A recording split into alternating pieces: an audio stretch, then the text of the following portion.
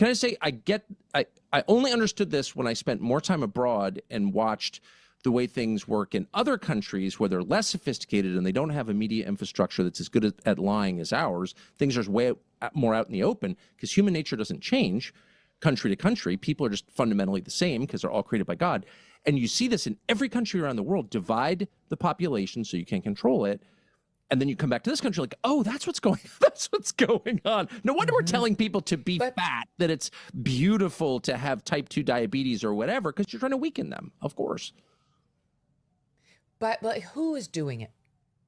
Well, I think, the most powerful people in the world obviously are the richest. So the biggest companies have the greatest incentive to take control. They're the biggest shareholders. If you think of the United States or the West or the world itself as a company, which is not a crazy way to think of it, a publicly traded company, as in any publicly traded company, the people with the biggest say are the biggest shareholders. So if you own the most stock, you have the most votes. And so I think of it that way. So COVID for Robert F. Kennedy, he got Red 40 and other toxic chemicals taken out of American food products. He's saying like, hey, young males in America, they have low testosterone, their semen sucks, we have all these microplastics, and like, I don't know. He's like helping Americans become way healthier. These food companies, they work,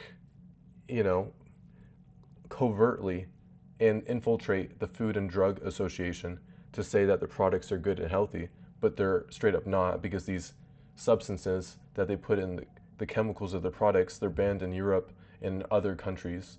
So then American populace is eating diseased products that lead to heart disease, overweightness, and then diabetes and whatnot.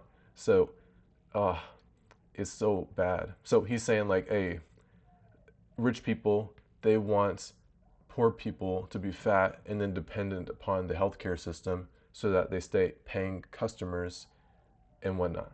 So they want you to eat all this sugar and get overweight and suffer. And then he's about to talk about COVID. Example, who won during COVID? Well, the biggest companies. Amazon won. The big box retailers, where for some reason it was impossible to transmit COVID indoors, but only in a big box retailer. But in a mom and pop store, it was incredibly dangerous. Like, what's that?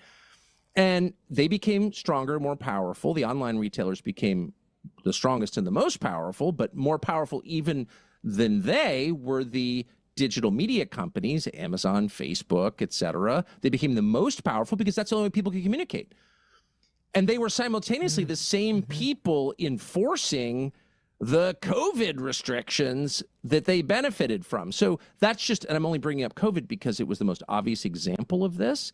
So if you break apart families and you destroy the loyalty between husband and wife, which they've definitely done, what do you get? Well, you get employees who are much more flexible, much more willing to give more of themselves to the company. You get more obedience is what you actually get.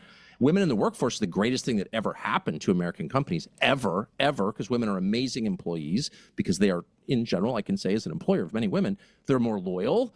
They will actually do what you ask them to do. They won't like freelance or space out or go to a strip bar for lunch. Like, they're amazing employees.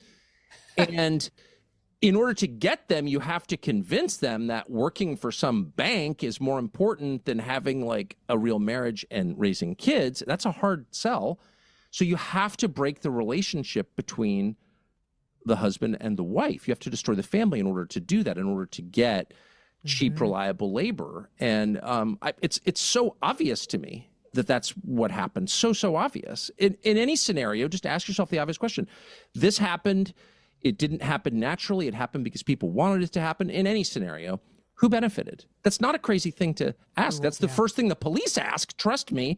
I was a police reporter for a year. I followed cops around and watched them investigate crimes. The first question they ask is who benefited, because that's the most telling question, right? And the big powers that be, they're trying to consolidate wealth and then exert their dominance and force upon others. This has always happened in the past, but because of social media and the internet, we're more aware of it now. Powers, they're trying to break down the families, and then they're trying to milk you like a cow till you run dry. They want your children, they want to break up your marriage.